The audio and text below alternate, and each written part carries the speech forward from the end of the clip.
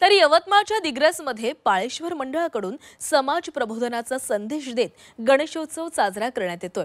या मंडळाचं हे 43वे वर्ष असून या मंडळानं संस्कृतीचं संवर्धन, समाज जागृती आणि पर्यावरणपूरक गणेशोत्सवाचं अनोखं उदाहरण घडवलंय। यंदा मंडळानं हेमाडपंथी मंदिराची अप्रतिम प्रतिकृती साकारलेली असून त्यात पर्यावरणपूरक शाडू मातीच्या गणेश मूर्तीची स्थापना केलेली आहे। तर झाडं लावा, झाडं जगवा या संदेशावर आधारित उपक्रमांसोबतच ऑपरेशन सिंदूरच्या यशोगाथा आणि विष्णूच्या दशावतारांचा देखावा या मंडळाचा आकर्षण बिंदू ठरतोय।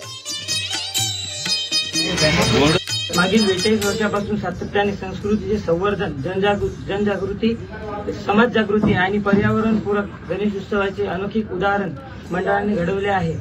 यंदा आमच्या श्री पाळेश्वर गणेश मंडळाने हेमाडपंथी मंदिराची अप्रतिम प्रतिकृती साकारली असून त्यात पर्यावरणपूरक शाडू मातीच्या गणेश मूर्तीची स्थापना केली आहे।